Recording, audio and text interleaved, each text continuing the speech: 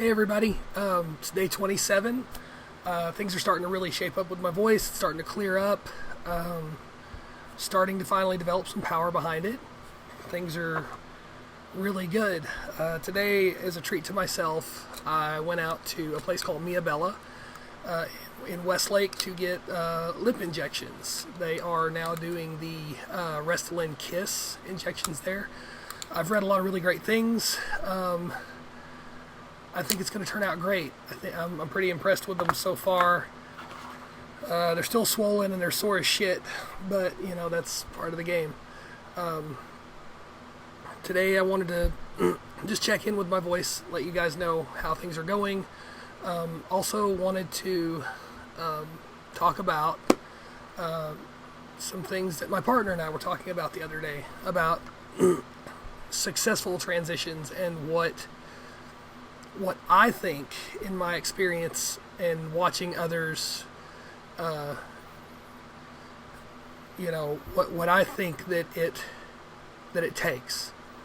I mean, it obviously takes a willingness to do it, but there are three key components that you need in order to successfully transition.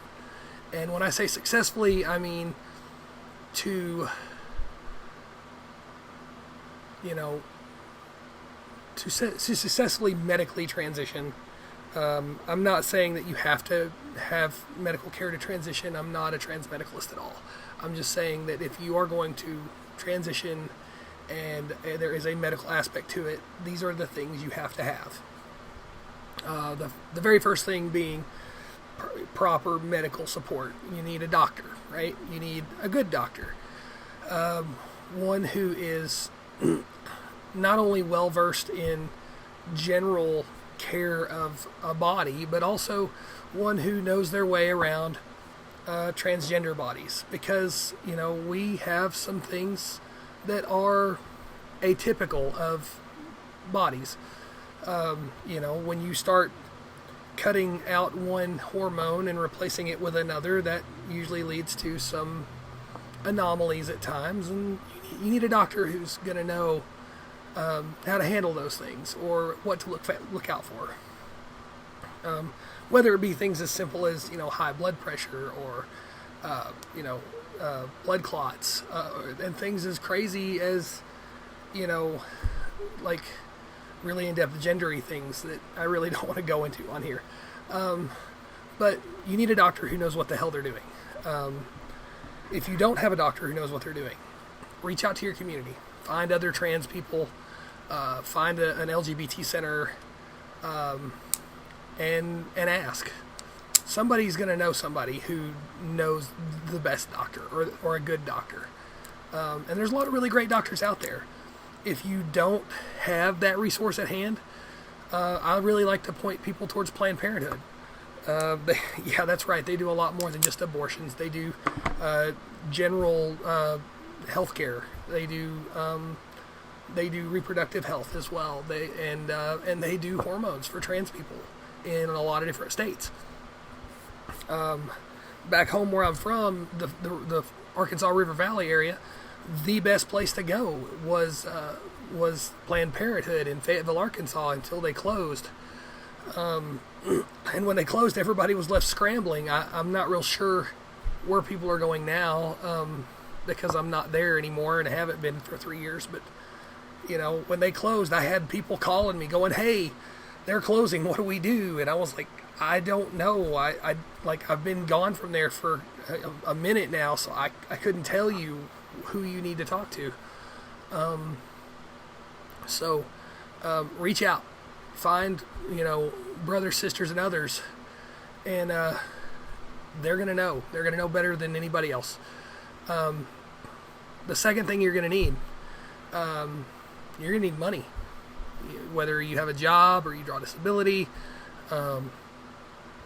medical bills don't pay themselves, and rides to the doctor are typically not free. So you need cash. You need cash flow. You need a job. There are a lot of very great trans-friendly employers out there. I'm a huge fan of Starbucks and what they're doing. I know Torrid is a fantastic place and very, very, very affirming to trans individuals, whether you're a customer or an employee. In fact, one of the very first trans women I ever met was an employee of Torrid in Fayetteville, Arkansas. She was an amazing human being, and I still talk to her today, even though she's been gone from there for a long time, as well as I have. But you've got to have cash flow. You have to have. So we've got medical support. We've got financial support. All right. You need social support. That's number 3.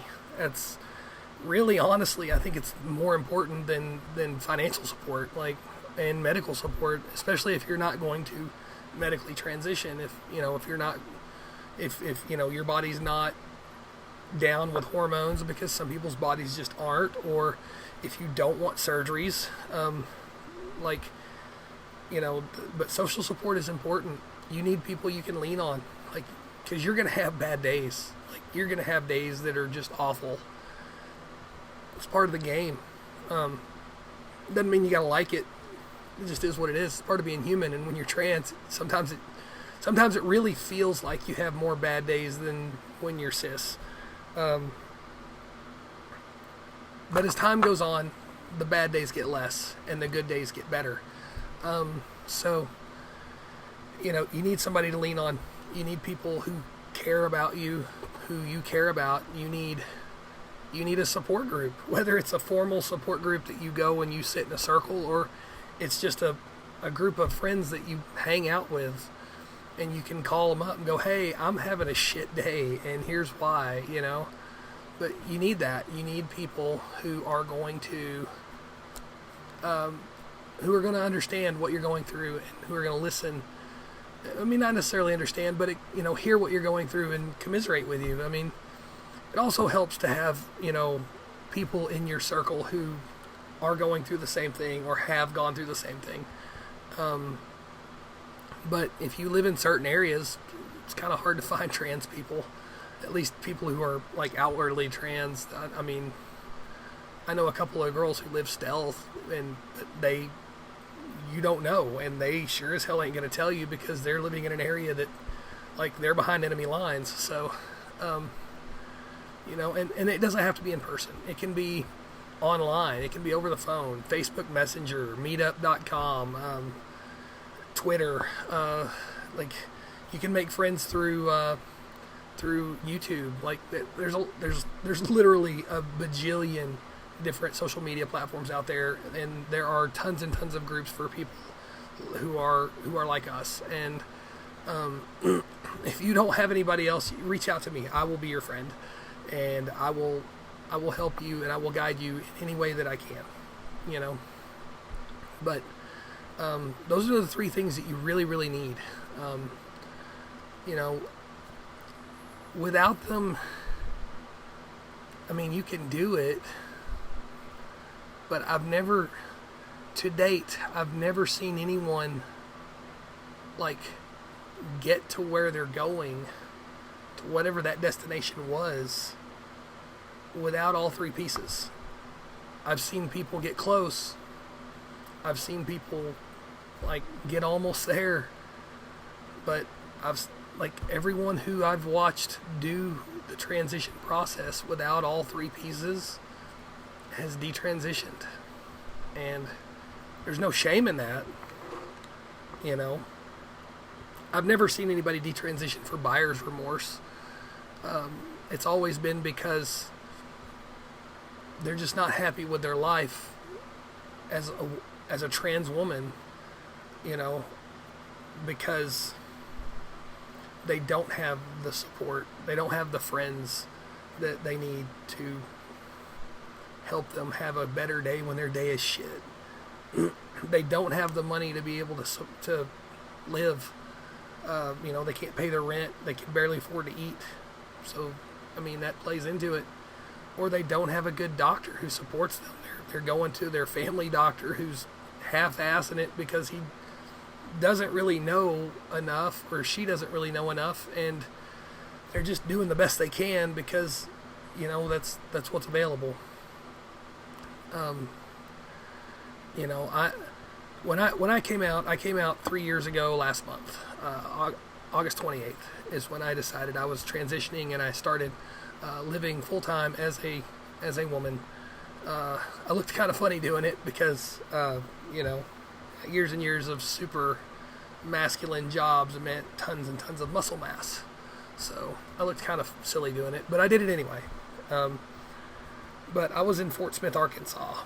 Fort Smith, Arkansas is not it's not friendly territory for trans people or people of color or anybody really, unless you're heterosexual, cisgendered, and white and Christian. Unless you're all of those things simultaneously, it's just not a great place to be. So, in order to cultivate the three things that you need, I didn't even know that it was the three things that you need until I sat down and really put a pen to it and figured out, okay, these are the things that you have to have. But in order to cultivate those three things, I sat down and I thought, well, I'm going to need a good doctor. And I'm a veteran, so the VA healthcare system is a fantastic resource for disabled vets. And so I thought, well, surely they offer transitional healthcare, And so I did some Google searching and some research and checked in with a few different trans veteran groups on Facebook, and sure enough, they do. They provide pretty much everything but surgery, including pre and post-op surgical care. Unfortunately, legislation sits the way it is now. They are not allowed to actually pay for gender reassignment surgeries or any sort of gender affirmation surgeries that are deemed cosmetic, like top surgery or facial feminization. But anyway, so I did some research, and it turns out that there's a couple of VA hospitals and clinics that actually specialize, like they have special clinics for trans people. And at the time, when I was doing this research, the top three were Tucson, Arizona, Cleveland, Ohio, and I think Kansas City, Kansas. That was the top three. Cleveland coming in almost neck and neck at number one with Tucson as far as care and services. So I did some research, and I decided on Cleveland because of that. I lived here 20 years ago. My first wife is actually from this area, and my son lives here with his mom. He's underage, so I knew that if I came up here, I'd get to spend more time with my kid, and I kind of knew the area well enough. So I moved up here to gather up the medical aspect of the triad. When I moved up here, I pretty much knew nobody. Like, my ex-wife and I hadn't really talked in 20 years. 15 years. So I kind of came up here flying blind, so I reached out and made a couple of friends on Facebook, and found a house that was LGBT friendly to move into with other people, and it was like 3 blocks from the VA hospital, so it was a bonus. But I started building a circle, a network, surrounding myself with like-minded people. And so, there's a second part of the aspect. Like, that's the second thing you need. You need a circle. You need social support. Fortunately for me, the third thing you need, financial support. I'm a disabled veteran, so I draw disability from the VA. I am 100% total and permanent disabled for PTSD, major depressive disorder, and a couple of physical issues from Iraq, traumatic brain injuries as well. So my financial situation was already handled. I know a lot of trans girls who draw disability. I'm not saying that if you're not disabled you should try to draw anyway, but there are a lot of reasons that you cannot hold a job, and if if you work really, really hard at trying to hold a job and you just can't manage to do it, maybe you should talk to a doctor about figuring out if that's something that's a medical issue. Because financial stability is really, really important in transition. If you can't draw anything like that, I would suggest looking into, Starbucks, Torrid, coding jobs. Like I'm really just astounded at the amount of trans people I know who are coders, who write code, or medical billing. I see a lot of that in the trans community. You don't have to do retail. There's other options out there. You don't have to, work fast food. There are other options out there. Unfortunately, most of them require an education. If you don't have the education, there are companies out there who will literally give you the education for free and let you pay it back after you get your first real job if you want to do coding. There's ways. You really have to dig at it, and you've got to be motivated. So there you have it. The 3 things you have to transition successfully in today's modern situation, I guess. Again, this is my experiences. They're not going to be the same as everybody else's. If there's anything I can do to be supportive of you, reach out. I'll help you any way I can. If you have questions, hit the comment section. I'll answer them. If you have any ideas for the next videos coming up, I'm happy to entertain that. I'm always looking for good things to create content. I'm not the end all be all at all this stuff. There's so much out there that I don't know. I just kind of report on things that I do because I know what worked for me, and I know that if I'd had somebody doing this when I started transitioning, my transition would have been a lot smoother in the beginning, because growing up super country and super masculine and super southern Arkansas and not knowing anybody who even was gay, to transitioning, it's scary, and it really helps if you have some guidance. So even just somebody to say, okay, you've done this and this, the next step would probably be this or this, sometimes that's all you need. So anyway, that's all I got for today. I hope y'all have a wonderful week. It is Tuesday, so it's kind of Monday, because yesterday was Labor Day. Well, it's kind of Monday if you didn't work. But anyway, y'all have a wonderful day, and I'll see y'all next time. Bye.